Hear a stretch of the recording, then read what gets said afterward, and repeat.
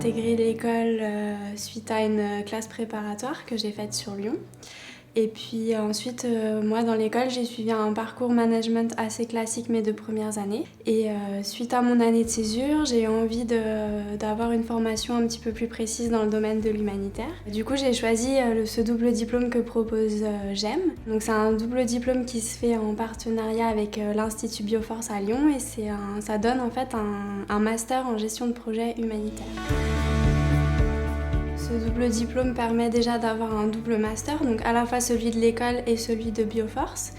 Donc Bioforce, c'est une école qui est très reconnue dans le milieu humanitaire français, c'est la plus connue. L'intérêt, c'est qu'on est rattaché à l'un de leurs parcours, donc avec une toute petite classe, une quinzaine de personnes. Et les professeurs sont en fait des professionnels de l'humanitaire, donc c'est tous des gens qui ont une expérience sur le terrain.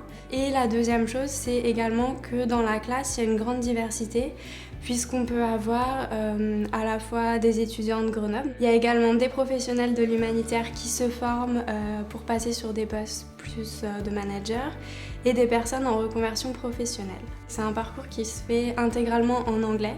Ça permet tout simplement d'être plus à l'aise en anglais à la fin, d'apprendre les termes techniques en anglais et ça prépare aussi à travailler dans des environnements anglophones et internationaux. À la fin du master, on nous propose de faire un stage de fin d'études qui doit avoir un rapport avec notre formation. Donc moi, j'ai fait effectivement un stage de 6 mois au sein de l'ONG Solidarité Internationale. Et j'ai travaillé pendant 6 mois au sein de leur desk Asie à Paris. Et suite à ce stage, l'ONG m'a proposé de partir 2 mois aux Philippines. Donc j'ai pu faire une mission de 2 mois sur le terrain pour voir réellement comment ça se passait. Donc effectivement, j'ai pu aller au bout de cette formation jusqu'au terrain. Une des dimensions importantes de la formation qui est sur la partie ressources humaines.